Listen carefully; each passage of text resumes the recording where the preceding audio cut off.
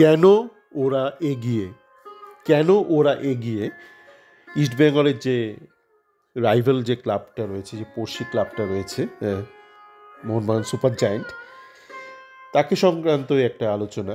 অবশ্যই তাতে ইস্টবেঙ্গলের একটা পার্সপেক্টিভ অবশ্যই থাকবে। কারণ আজকে আমার চ্যাট ফোরামে এক পুরনো এক পার্টিসিপেন্ট বা সতীর্থ ইস্টবেঙ্গল ফ্যান, উনি বোধহয় আমেরিকা মহাদেশের কোথাও একটা থাকে, আমি ঠিক জানি না উনি কোথায় থাকে, কিন্তু যতদূর সম্ভব ওই মহাদেশের আশপাশে কোথাও একটা থাকে। উনি হঠাৎ জিজ্ঞেস করেছেন যে আচ্ছা, এই যে সুপার জায়েন্ট এত এগিয়ে গেল ইস্টবেঙ্গল মোহামেডানের থেকে, একসাথে 3টে ক্লাবই শুরু করেছিল আইএসএল খেলা, মোহামেডান একটু পরে এই বছরই শুরু করেছে, তো বলছে 3জন একসাথে শুরু করলো, ওরা এতটা এগিয়ে গেল, ওদের ফ্যানরা এত আনন্দে রয়েছে, ওদের মাঠে খেলা হলে পুরো ভরে যাচ্ছে। আমি বললাম আপনি ঠিক কথাই বলেছেন, ওদের ফ্যানরা অবশ্যই আনন্দে আছে, অনস্বীকার্য, ওদের খেলা হলে মাঠ ভরে যাচ্ছে, অনস্বীকার্য, কিন্তু 3জনের জার্নি একরকম নয়।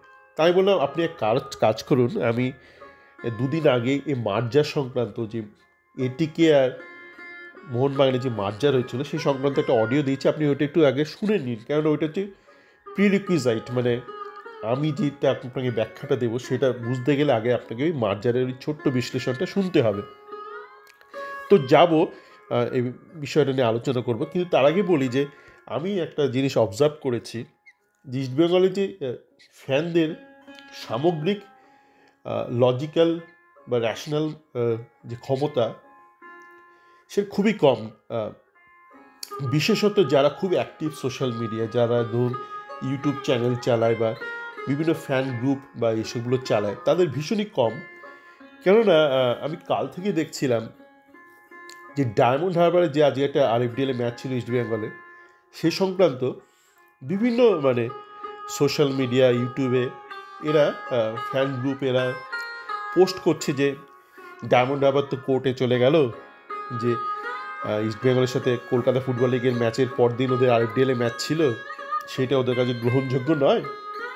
তো একই দিনে ওদের আরএফডিএলে ম্যাচ ছিল, আই লিগ 2 এর ম্যাচ ছিল, ওরা কী করে খেললো, দ্বিচারিতা হেন তেন অনেক কিছু বলে গেল।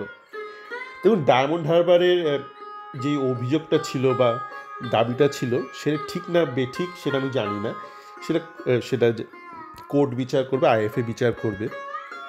কিন্তু আমরা বা ইস্টবেঙ্গলের যে ফ্যানরা যে অভিযোগটা করছে, তাতে কিন্তু বিশাল একটা লজিক্যাল একটা ভুল আছে। কি ভুল? ডায়মন্ড হারবার যেটা বলেছিল যে ওদের যে আরএফডিএল এর স্কোয়াড, সেই স্কোয়াডে 3টে ছেলে আছে যেটা ওদের ক্যালকাটা ফুটবল লিগের স্কোয়াডেও। সেই জন্য ওরা বলেছিল যে আজকে যদি আমার ক্যালকাটা ফুটবল লিগের ম্যাচ হয়, কালকে যদি আরএফডিএল এর ম্যাচ হয়, তো ওই 3টে ছেলেকে পরপর 2 দিন খেলতে হবে, যেটা সম্ভব নয় ওদের পক্ষে। কিন্তু ওরা এটা বলেছিল যে ওদের যে আরএফডিএল এর স্কোয়াড আর ওদের আই লিগ 2 এর স্কোয়াড একদম ভিন্ন, মানে সেখানে কোনো কমন প্লেয়ার নেই। তো এই লজিকটা যখন ওরা বলেছে, আপনাকে যদি কিছু বলতে হয়, পাল্টা অভিযোগ করতে হয় ডায়মন্ড হারবারকে, তাহলে কিন্তু আপনাকে এই লজিকের ভিত্তিতেই করতে হবে। এবং আলটপকা এই যে আজকে যেটা আমি বিভিন্ন জায়গায় দেখলাম যে অভিযোগটা করছে বিভিন্ন ইস্টবেঙ্গলের সোশ্যাল মিডিয়া ইনফ্লুয়েন্সার বা এই ফ্যান গ্রুপ, ইউটিউবার, এটা কিন্তু মানে দেখে হাসি আপনার পাচ্ছেন না জানি না, আমার তো ভীষণ হাসি পেল। যাকে এবার আমরা আসি মূল বিষয়। তাছাড়া ধরুন আরও একটা বিষয় বলছি, যে একটা তো হচ্ছে ইস্টবেঙ্গল যে ফ্যানদের লজিক্যাল সেন্সটা খুবই কম সামগ্রিকভাবে, আর এক হচ্ছে এদের বিভিন্ন বিষয়, এদের মানে সফট ইন্টেলিজেন্সটা খুবই কম, আর ইমোশনাল ইন্টেলিজেন্সটা খুবই কম। অনেকে দেখি অনেক আলটপকা মন্তব্য করেন, যেটা মানে যে একটা সোশ্যাল মিডিয়াতে যে একটা বিহেভিয়ারাল যে একটা এথিক্স আছে, সেটা উল্লঙ্ঘন করে ফেলে। প্লাস অনেকেই মানে খুব অ্যাক্টিভ সোশ্যাল মিডিয়ায়, যারা কিন্তু পরোক্ষভাবে বা প্রত্যক্ষভাবে বিভিন্ন এজেন্টের সাথে যুক্ত। তো সেই জন্য আমি আমার চ্যাট ফোরামে বহুদিন ধরে মানে এই ধরনের কোনো ব্যক্তি দেখলে তাদেরকে সাথে সাথে ব্লক করে দিই। কেন, আমার চ্যাট ফোরামে এই যেমন বললাম, একজন ভদ্রলোক যিনি আমেরিকা মহাদেশে থাকে, এরকম প্রচুর দেশ বিদেশে প্রচুর লোক থাকে, গুণী লোকজন, বিভিন্ন বয়সে, মানে অল্প বয়সী থেকে অভিজ্ঞ প্রচুর লোকজন থাকে এবং বেশিরভাগই খুব ভদ্র স্বভাবের মানুষ। তো আমি চাই না আমার চ্যাট ফোরামে কোনো মানে এই লোফার টাইপকে কোনো ব্যক্তি থাকুক, সেই জন্যই। আর ব্যবহারের থেকে যেটা বললাম, মানে ইন্টিগ্রিটিটা খুব ইম্পর্টেন্ট। কেননা আমি দেখেছি এরকম অনেকেই আছে যারা কিন্তু যাতে পেশা, মানে বিভিন্ন এজেন্টের সঙ্গে কাজ করা, তারা হয়তো সাব এজেন্ট বা এজেন্টের সাব, তো তারা কিন্তু মানে ফ্যান হিসেবে নিজেদের পরিচয় দেয় এবং তারা একটা ইনফ্লুয়েন্স করার চেষ্টা করে, সেই জন্য একটা কনফ্লিক্ট ও ইন্টারেস্ট হয়। তো সেই জন্য আমি তাদেরকে আমার চ্যাট ফোরামে রাখি না। আমার চ্যাট ফোরাম হচ্ছে মূলত যারা সভ্য, যাদের মধ্যে কনফ্লিক্ট ও ইন্টারেস্ট নেই, তাদের জন্য। যেটা বলছিলাম যে মোহামেডানকে আমরা আলোচনা থেকে সরিয়ে রাখি, আমরা ইস্টবেঙ্গলের সাথে মোহনবাগান সুপার জায়েন্টে আলোচনা করি, তাহলেই অন্তত লজিকটা পরিষ্কার হবে।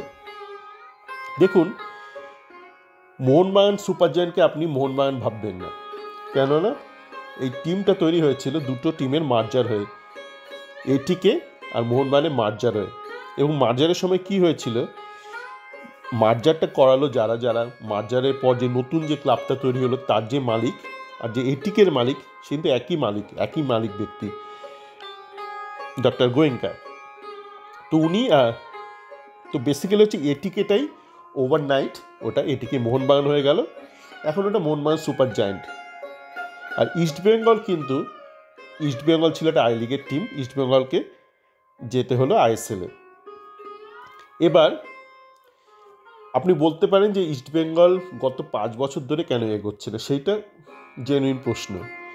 কেননা 5টা বছর কিন্তু অনেকটা সময়, অনেকটা এগিয়ে যাওয়া উচিত ছিল ইস্টবেঙ্গলের, কিছুটা এগিয়েছে বিগত দুই মরশুম, কিন্তু আরও অনেকটা এগোনো উচিত ছিল, যেটা হয়নি বিভিন্ন কারণে। ইস্টবেঙ্গল ওই প্রথমেই শ্রী সিমেন্টের সঙ্গে ঝামেলা হলো, 2 বছর নষ্ট হলো মোটামুটি।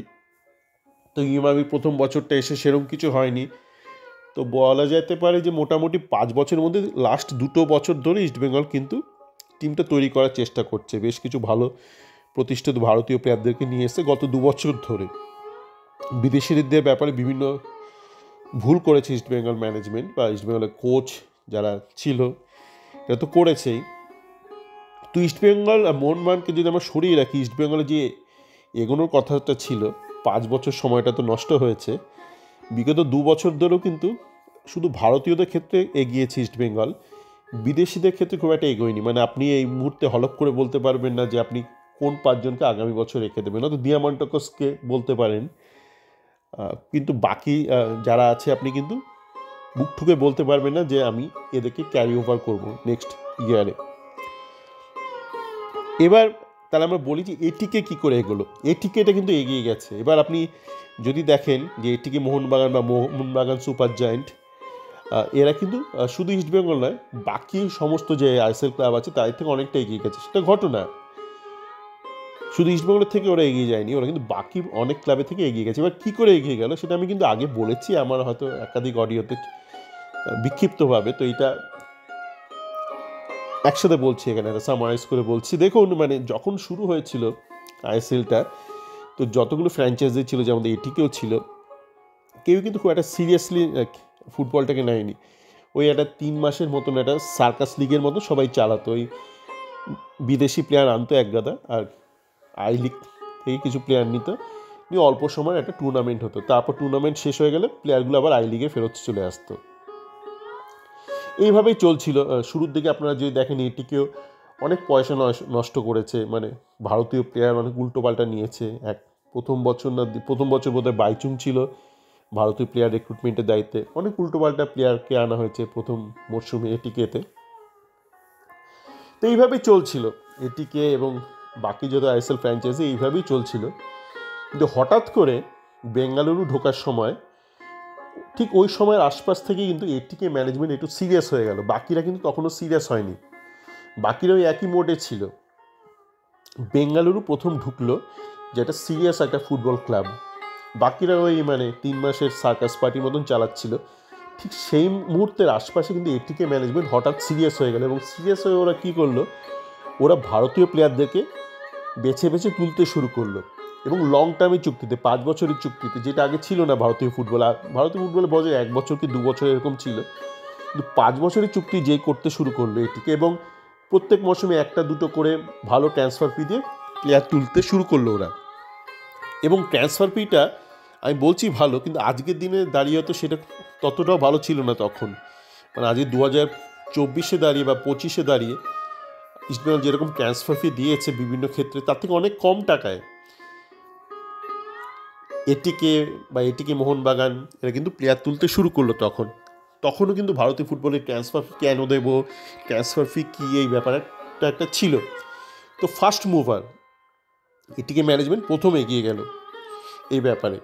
দেখুন, ড্রাফটিং নিয়ে আমাদের নিতু অনেক দাবি দেওয়া করে, কিন্তু ড্রাফটিংটা তো সবাই পেয়েছে সেই সুযোগ, মানে ইস্টবেঙ্গল ছাড়া বাকি সমস্ত ক্লাবই তো ড্রাফটিংয়ের সুযোগ পেয়েছে, কিন্তু তবু কেন মানে মোহনবাগান সুপার জায়ান্টের সাথে বাকিদের ফারাক, সেটা তো একটা বিষয়। ড্রাফটিং তো সবাই পেয়েছে ইস্টবেঙ্গল ছাড়া বা মোহামেডান পাঞ্জাব ছাড়া।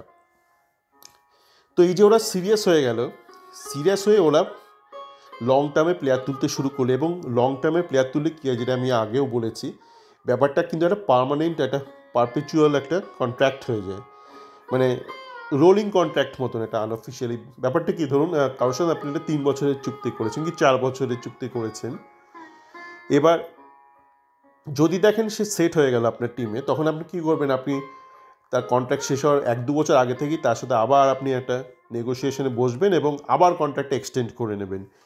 এবার ফিফার নিয়ম বলছে যে কন্ট্রাক্ট শেষ হওয়ার 6 মাসের আগে আপনি অন্য কোনো ক্লাব ডাইরেক্ট যোগাযোগ করতে পারবে না কোনো প্লেয়ারের সাথে। যদি 6 মাস আগে করতে হয় তাহলে থ্রু ক্লাব করতে হবে। মানে আপনি ধরুন মোহনবাগানে কোনো প্লেয়ারকে নিতে চান যার সাথে 5 বছরের চুক্তি, আপনি কিন্তু সেই প্লেয়ারের 4.5 বছর খেলার আগে সেই প্লেয়ারের সাথে ডাইরেক্ট যোগাযোগ করতে পারবেন না। আপনাকে যদি তার আগে যোগাযোগ করতে হয় তাহলে তার এজেন্টের সঙ্গে যোগাযোগ করতে হবে, এবং এজেন্টের সঙ্গে যতবারই যোগাযোগ করা হয় মোহনবাগান সুপার জায়ান্ট কাউকে ছাড়ে না। তো এটা প্লেয়ারের পক্ষেও ভালো যে মানে একটা এক্সিস্টিং কন্ট্রাক্ট শেষ হওয়ার অনেক আগে আবার তার কন্ট্রাক্ট এক্সটেনশন হয়ে যাচ্ছে। মানে বিভিন্ন চোট আঘাত তো থাকেই প্লেয়ারদের জীবনে, তো সেক্ষেত্রে প্লেয়াররাও ভালো। মোহনবাগান সুপার জায়ান্ট মোটামুটি ভালো বাজেটই করেছে, বাকিদের থেকে তো ভালো বাজেট, কিন্তু এই সমস্ত বিষয় যে ফার্স্ট মুভার সেটা ইম্পর্টেন্ট। মানে বাকি আইএসএল ক্লাবরা যখনও মানে একটা চলতা হয় টাইপ একটা অ্যাটিটিউড নিয়ে চালাচ্ছিল তাদের ফ্র্যাঞ্চাইজি, এটিকে কিন্তু প্রথম সিরিয়াস হয়ে যায় এবং তখন থেকে ওরা অনেক টাকা নিয়ে আসতে শুরু করে এবং ভারতীয় প্লেয়ারদের ভালো ভালো তুলতে শুরু করে, এবং এখন তো ভালো ভালো বিদেশিও তুলছে। তো এই এই এই সমস্ত ব্যাপারগুলো। এবার ইস্টবেঙ্গলের ক্ষেত্রে কী হয়েছে আমি তো বলেছি যে প্রথম 2-3টে মৌসুম নষ্ট হয়েছে, 2টো শ্রী সিমেন্টের, প্রথমটা ইমামের। তারপর ভারতীয় প্লেয়ারদের নেওয়াও এখন শুরু করেছে, যেমন জিকসনকে নিয়েছে, আপনার আনোয়ারকে নিয়েছে, নান্দা মহেশ এদেরকে নিয়েছে। তো ভারতীয় কোর্টটা তৈরি করছে ইস্টবেঙ্গল, প্রভসুকান গিলকে নেওয়া হয়েছে। আর যে মানে যে ডেভেলপমেন্ট একটা সমস্যা আছে, ওটাতে আগেও বলেছি, ডেভেলপমেন্ট প্রমোশনে একটা বিশাল প্রবলেম আছে আমাদের। যদি মানোলো মার্কেজের মতো একটা কোচকে আমরা তুলতাম তাহলে কিছু জুনিয়র প্লেয়ারকে সে গ্রুম করে দিতে পারত। বা ধরুন আপনার এই মুহূর্তে যে নর্থ ইস্টের কোচটা আছে, শুনেছি সেও নাকি ভালো প্লেয়ার গ্রুমিং করে। তো এই ধরনের কোচ যদি আমরা পেতাম তাহলে আপনি জুনিয়র লেভেল থেকেও কিছু প্লেয়ার পেতেন, ভালো প্লেয়ার পেতেন, হয়তো পলিশড প্লেয়ার। তো এই মোটামুটি এই বিষয়গুলোর জন্য কিন্তু অনেকটা ফারাক তৈরি হয়ে গেছে। এবার আপনি যদি বলেন মানে তাহলে কি করতে হবে, মানে ইস্টবেঙ্গল কি মোহনবাগানের মতন একই জিনিস করবে না? একই জিনিস করতে পারবে না, কেননা মোহনবাগান একটা সময়ের একটা সুযোগের সদ্ব্যবহার করেছে। যে বললাম না, যখন সবাই নন সিরিয়াস ছিল বাকি ফ্র্যাঞ্চাইজিরা, তখন কিন্তু মোহনবাগান প্রথম মার্কেটে নেমে ঝটাপট অনেকগুলো ভারতীয় প্লেয়ারকে তুলে নিয়েছে। তো বাকিরা বুঝতে বুঝতে কিন্তু মোহনবাগান কাজটা হাসিল করে ফেলেছে। তো এখন তো আপনি সেই সুযোগটা পাবেন না, এখন আপনি বা নিতু আপনি কেউই পাবেন না যে মোহনবাগান যে সুযোগটা পেয়েছিল যে বাকিরা সিরিয়াস নয়, তুলে নেওয়া বাজার থেকে। তো এখন যেটা করতে হবে আজকের দিনে দাঁড়িয়ে, যেটা প্রযোজ্য সেটাই করতে হবে। মানে আপনার জার্নি আর সুপার জায়ান্টের জার্নি এক হতে পারে না। সুপার জায়ান্টের জার্নি শুরু হয়েছিল একটা সময়, সেই সময় যা পরিস্থিতি ছিল, যে ভারতীয় ফুটবলের ল্যান্ডস্কেপ ছিল, আর আজকের দিনে দাঁড়িয়ে 2025 কিন্তু একই ল্যান্ডস্কেপ নয়। তো আজকের দিনে দাঁড়িয়ে যেটা করণীয়, যেটা করা যেতে পারে সেটা করতে হবে। যাতে একটা সময় আপনি সুপার জায়ান্টের লেভেলে পৌঁছে যান এবং হোপফুলি তাকে অতিক্রম করতে পারেন। সকলে ভালো থাকবেন।